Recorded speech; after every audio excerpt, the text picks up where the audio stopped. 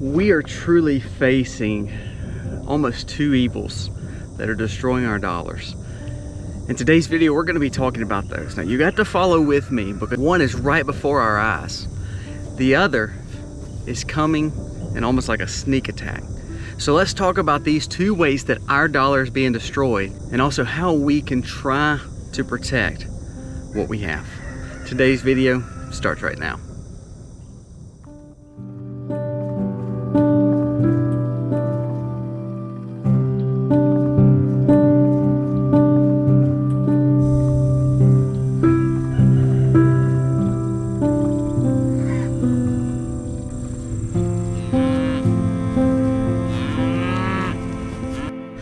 Welcome to today's video.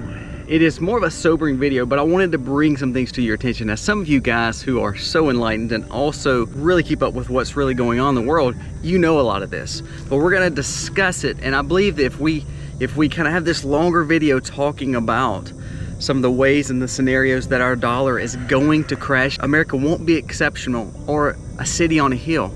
Now, it still can be. There is still hope. But I want you to see that there is really two fronts that we should be looking out for, worried for. Hopefully, we can get people in power who sees the same things and can stop it. So let's talk about two ways that we are seeing our dollar destroyed in America falling by the wayside. One is more domestically. One is definitely more internationally. So let's start with the domestic version first, and this is the things that you see right in front of you. Then we're going to talk international, and then we're going to kind of wrap it all up. I do want you to stay tied into this video because I do believe there's a lot of things we can learn from it. Give me your thoughts on it. If you're seeing this kind of where you're living, where you're at, maybe you're not in America and you're watching this, do you see this happening in your country too? Because it will affect the whole world. So let's jump right into it.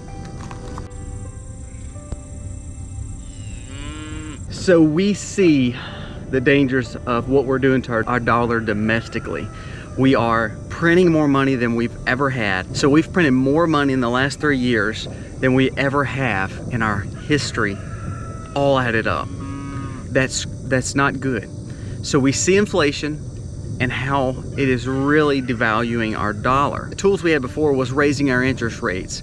We were not in as much debt, so when we raised interest rates, America could still pay its debts, but also it was still strong enough across the world, so nobody really wanted America to fall. It was one of those situations where everything was based on our dollar, our currency. So when we went into a recession, we saw that there was ways to manipulate the dollar by raising interest rates, which means it's slowing the economy down. It's too hot. And we've seen that across times of history. But now we're in a part where we owe so much money as a nation. By raising the interest rates, really, America gets to a point where it can't even afford its own debt payments. The scary thing too is worldwide, we're not the superpower we once were. And we're gonna discuss that a little bit more in detail in the next few moments. But here's the problem. We as a nation and as our leaders, and I say leaders very, very loosely, if we would learn from our lessons, I think we could still turn it around. But the problem is we just wrote another $750 billion spending bill that not one senator or congressman even read. I bet the president did not even read. I figure a bunch of non-government elected officials wrote this, and all of a sudden we're supposed to just sign into law. We don't even know what's in it. And then we are sending billions every week, it seems, to Ukraine that we're not even talking about anymore because it's just gotten so preposterous. Then all of a sudden this last week we do a student loan forgiveness bill, which is a crock of manure because we're transferring that debt to someone else. Now, if that was a real problem and if we really wanted to work with student loan debts, what we should have went to was the colleges and got a lot of those forgiven, because we're paying the colleges tons of money anyway and they're getting a lot of our tax dollars anyway. So we could have worked that a whole lot differently. Do I believe the government should help its people, especially the people who are struggling? I do. I'm not one of those people. I'm not an anarchist, so my goal is to see the government working in a very lean and trim way, but in a very positive way when we need them. We're not doing that now. We're not cutting fat. We're just adding more fat to a fat person already in the perspective of debt and inflation. So we're not getting a hold of our money. So we see the fact of spending money. We see the fact of printing money. We've lost the gold standard. Now, let's jump into the fact that we are taking on these global initiatives that is now spending money all across the world for things that sometimes doesn't benefit America. Another way too, if we're only taxing the people of America and we're not exporting a lot of our goods, such as our fuel, such as what we're growing, then all of the money that we're getting as a nation is pretty much from its people. If we were all of a sudden now becoming the superpower we once were, and we're starting to export a lot of our goods and our natural resources to sell across the world, that's when we become a superpower. But because we're not doing that, we are hurting our own self, because we're printing more dollars to give to the people to then turn around and it's circling back to the government of fake fiat money. Do you see? It's a revolving circle. And if money is not worth anything, if inflation's crazy, the more they print, it's not worth anything, you're gonna see people before long burning dollars to stay warm, because there's no value to that paper dollar, because it's not based on anything but the government. Well, if the government is faltering and we're just printing more money, then our inflation problems are gonna get worse.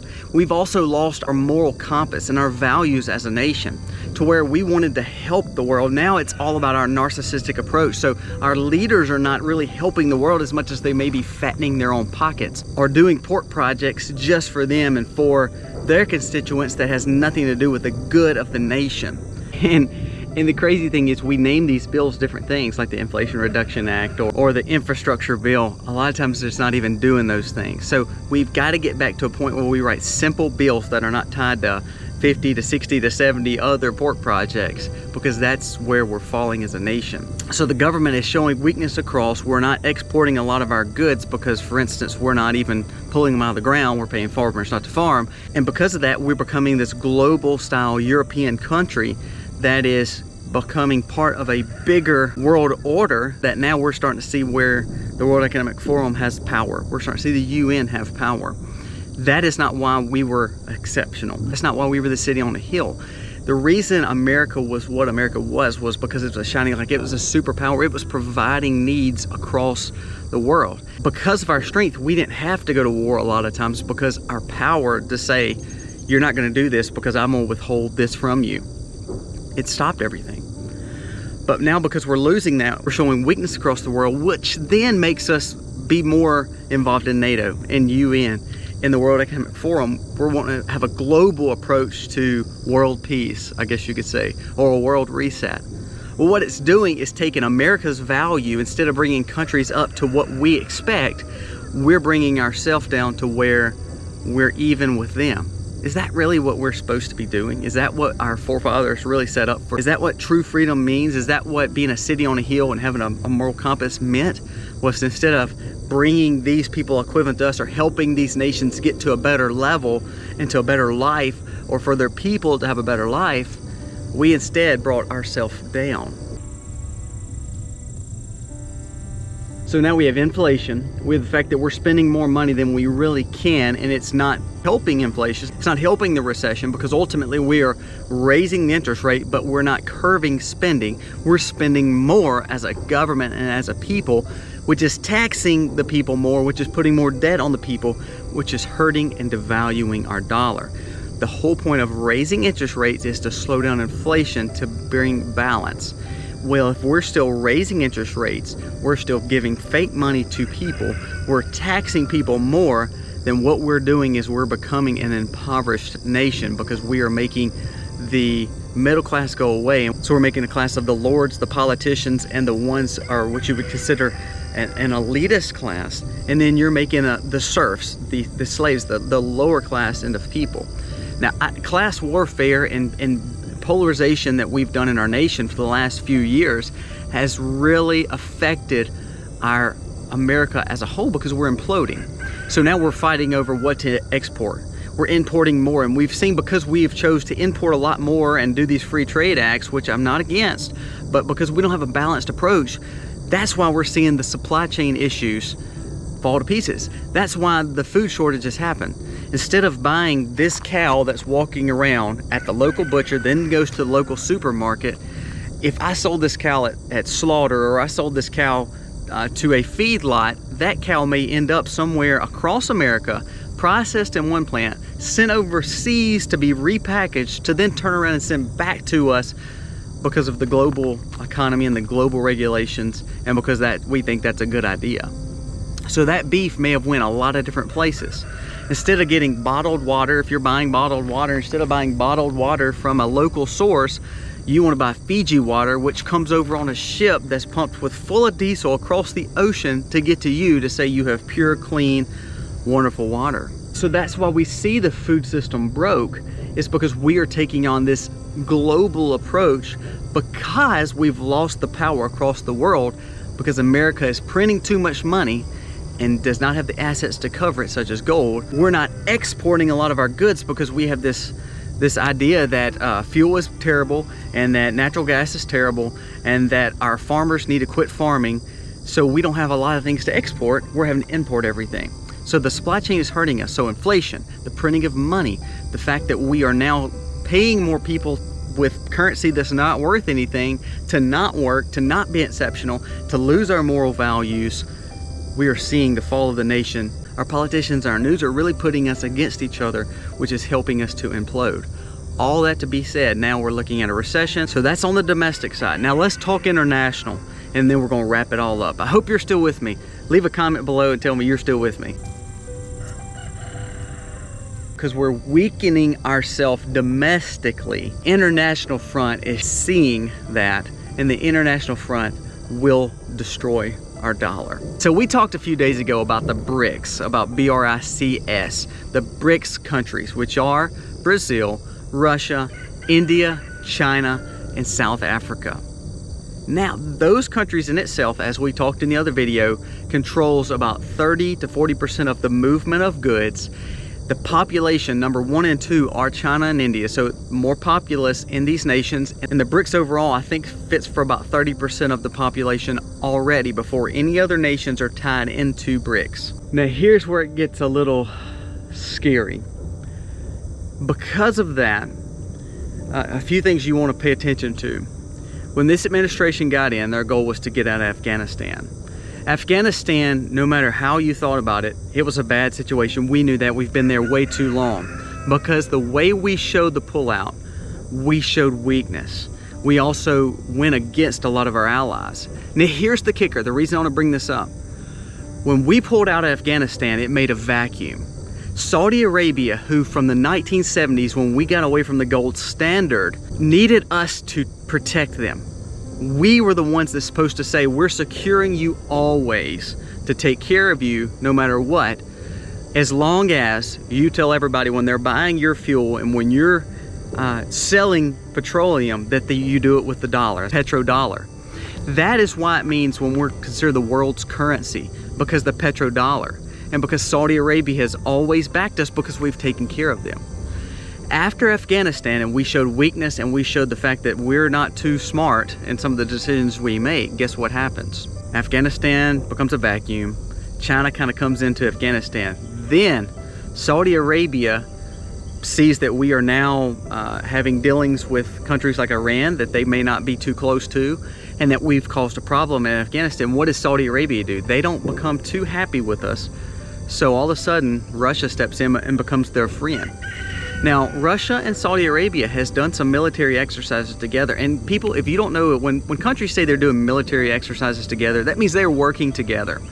So that starts a movement of where the only thing that's holding our petrodollar and the only thing that's holding our world currency up to be the world currency is the petrodollar and Saudi Arabia's power over petroleum and OPEC. And remember, BRICS was started to get away from our world currency of the dollar. They wanted to get to more currencies such as the yuan, such as the ruble, such as the rupee. All of those currencies to where they can utilize their own currencies or to get away from the dollar and hurt America. So now we see Saudi Arabia in the Middle East and some of the oil-rich countries, because we're stupid and we believe that we wanted this green, fake green world. And please understand, if you go back and watch one of my last videos on green energy, I have no problem with green energy, but the way we're harnessing that green energy is still dirty with lithium and uranium. So that being said, I'm not dogging out the green movement. I believe we need to look at other options such as solar. I'm good with that. But because we've said we're not going to pump fuel, where they're pumping tons more fuel, because we've now become a weakened vessel because we're not pumping a lot of our fuels to then be domestically strong, but also internationally strong, Saudi Arabia now is becoming pretty close to the BRICS nations. The BRICS nations is courting Saudi Arabia to join the countries that are part of the BRICS nations. Here's the scary thing. Saudi Arabia has already come out and said they're looking at joining BRICS. When they're looking to join BRICS, that will destroy our currency. Also, Saudi Arabia came out a few weeks ago and says they are okay with taking more forms of payment, such as the yuan, such as other forms of payment across the world from different countries to sell the fuel. Here's the scary thing. When this war started with Ukraine and Russia, you know, sometimes when they say there's no good guys in a fight, well, there's no good guys in that fight. And when we pick sides and then all of a sudden we say we're gonna pull Russia and we're gonna push Russia out of the SWIFT bank, which is the international banking that transacts money, that means other countries are saying, you know, if America is able to pull monies away and push monies away and stop currency moving around, who's to say they're not going to do that to us if all of a sudden they don't like what we're doing? So since China is kind of playing with the fact of going back into Taiwan maybe over the next few years, and all of a sudden Russia is saying it's not stopping us, we're stronger than ever because we know people still got to have our fuel no matter how much they don't like us. They got to have their fuel because they went for this global green initiative, kind of like what Germany did, and all of a sudden they still have to have our fuel because they realize they're going to freeze to death if they don't have our fuel, because America could provide it, but America is on the same global push to get away from petroleum. So now the people of Germany and the people of these countries that have these cold areas that depended on fuel and from Russia, now all of a sudden says we can't buy it. Well, guess what? No matter what we did, kicking them out of the SWIFT bank, all the sanctions, people still have to have the fuel because they don't want their people to starve and die and also get froze to death in the winters. So as a lot of those nations that were trying to stay away from Russia, they're still buying from Russia. Now seeing we've alienated parts of the world because we've kicked certain part of people out of these banks. We've become like a bully, which I'm not saying it's a bad thing, but please understand, because of that approach and because we don't have a strength across the world anymore, because we're devaluing our own dollar and domestically fall into pieces, people are losing their patience with us. So we're seeing a lot of these people not buy our treasury bonds. We're starting to see countries say, I want our gold back. Remember, when we became fiat money, we became the gold house for every country, or the majority of countries. We stored people's gold, saying this money, this fiat money, this cash is going to take care of you while your money is sitting, while your gold is sitting here in America, because we were a safe place. Well, because we've devalued our dollar, because we've always said you can buy your gold back, you can repatriate your gold, guess what? A lot of people are buying their gold back. They're getting their gold back and they're giving us our dollars back, and our dollars are not worth as much as they once were. So we're losing a lot of the gold that we had and we held for nations because they're losing their trust and security that America once gave them. So are you still with me? I hope that you are. And like I said, this is a deeper video and we're gonna be chasing a rabbit. But now we're starting to see the problems in America has caused a weakness across the world. And then all of a sudden we still want to try to be a bully and show an American exceptionalism and strength that we don't have, which is making BRICS and those countries say, do we really need America currency to buy the fuel? Is the world currency the dollar? Is it really what we need? Now, here's the key. China has been doing a beta project for years called the digital yuan. That's their digital currency. Saudi Arabia is toying with that, and they've utilized that in a lot of transactions across the world for their fuel. The ruble, even though we tried to destroy it because of the war in Russia and Ukraine and all the sanctions, Russia is actually still pretty strong. If all of a sudden Saudi Arabia, some of these other African nations, Turkey, some of the axes of good that we talked about, a lot of those nations are now looking towards BRICS to say, you know what? We need a little bit more security, and I don't think America's got it anymore. If all these countries that they're playing around with and toying with and negotiating with joins BRICS, over 90% of populous world and the powerhouses of the country, other than America and Western Europe, which is, no offense to you guys, you're like America and Canada, we're worried about these issues that does not really matter. It's not showing superpower across the world. So other than us and the Western civilization, or Western Europe and Japan, which are all having the same issues we're having with the recession, because guess what? A lot of their currency is based off our currency. A lot of the way that they do things is based off what we're doing. We're showing weakness why 90% of the world is following the BRICS nations. If all of a sudden they say, well, you know what, you're digital yuan, and the fact that I can do a petro yuan, I think that might be a better option for us to get our gold back from America and then start buying digital currency from the BRICS nations. That's a problem. Then all of a sudden, we're going to have an influx of our dollars back in America that's going to be worth nothing. We're going to become Venezuela. They have millions of dollars, and that's enough to buy a loaf of bread. That's the devaluing of our currency, and will destroy our currency. Saudi Arabia is key, and the petrodollar is key to keep our currency what it is. I don't care if you hate fuel, it doesn't matter, the world needs it. And just because you don't want to pump the fuel, they're still pumping the fuel, and they're going to still heat their homes, and they're going to make sure their countries are taken care of. All the minerals and things that is needed to make solar and to make these batteries and this green movement work majority is in the BRICS nations. The majority. Now there's some in America, there's some in Canada, but for the most part, lithium and all the components and elements and chemicals and all the things that we need to make up the green movement is from the BRICS nations. Not only that, we're having to export all the goods from them, so then they can take advantage of us, like Russia's doing to a lot of people that are needing fuel right now. We quit coal, we've quit nuclear, we've quit pumping our fuel, so there's no strength domestically anymore. Our people are not farming, so we're having to import a lot of our foods because we're not farming and taking care of our nation. I mean, it is literally like you're flushing a toilet and we're just going around the toilet bowl there. Here's the solution. If you're still with me, here's the solution. You've got to get better leadership. We have to show a strength across the nations. There's been worse times in history. The problem is, before there was worse times, we still were looked upon as a city on a hill because we stuck together as American. There was little things that may have, it tweaked us and we disagreed on, but as a whole, we believed in American freedom and American sovereignty. Now, because of the WEF and because of the global initiatives and because of all this movement towards this one world style government, we're starting to see a pull to that side in this kind of European style union, truly new world order, and having a global government, one side. So we're destroying ourselves because we're looking towards that, which is a socialist fascist style nation. On the other side, the people who say that's stupid, that's a bunch of crock, it's BRICS.